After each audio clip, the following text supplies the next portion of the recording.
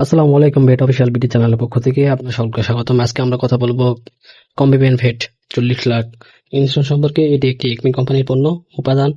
কম্বিপেন ভেট 40 লাখ প্রতি ভায়ালে রয়েছে procaine penicillin BP 3 lakh unit এবং benzyl penicillin sodium BP 1 lakh IU.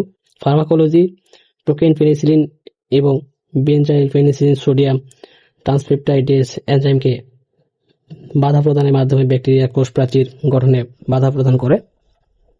নির্দেশনা: অ্যানথ্রাক্স, ব্ল্যাক কোয়াটার, অ্যাক্টিনোমাইকোসিস, কার্ডিপথেরিয়া, ফুট রট, ম্যালিগনেন্ট এডিমা, নিউমোনিয়া, নাভি পাকা, টিটেনাস, ক্ষত, পোড়া, মেট্রাইটিস এবং দ্বিতীয় পর্যায়ের ব্যাকটেরিয়া সংক্রমণ ইত্যাদি রোগের সমূহ চিকিৎসায় ও প্রতিরোধে কম্বিপেন ভেট ব্যবহৃত হয়ে থাকে। প্রয়োগমাত্রা ও প্রয়োগবিধি: প্রয়োগমাত্রা শুধুমাত্র মাংসপেশি এবং গভীর মাংসপেশিতে প্রয়োগের জন্য। কম্বিপেন ভেট 40 লাখ 8.4 মিলি ওয়াটার ফর ইনজেকশন ফর্মুলার সঙ্গে পাউডার সংমিশ্রণ করে 10 মিলি ফর্মেশন তৈরি করতে হবে এবং নির্দেশনা অনুযায়ী মাংসপেশিতে প্রয়োগ করতে হবে। গরু মহিষ ঘোড়া 10 মিলি পার 200 কেজি দৈহিক ওজনের জন্য। ছাগল ভেড়া কুকুর বিড়াল ও অন্যান্য ছোট প্রাণীর জন্য 1 মিলি 20 কেজি পার দৈহিক ওজনের জন্য, অথবা রেজিস্টারকৃত ভেটেরিনারি চিকিৎসকের পরামর্শ অনুযায়ী ব্যবহার করুন। প্রতি 24 ঘন্টা পরপর কম্বিপেন ভেট 40 লাখ ইনজেকশন প্রয়োগ করা উচিত এবং রোগের লক্ষণ বিলুপ্ত হওয়ার পর আরও 1-2 দিন কম্বিপেন ভেট প্রয়োগ করতে হতে পারে। প্রতিনির্দেশনা: পেনিসিলিনের প্রতি সংবেদনশীল পশুতে ব্যবহার করা অনুচিত।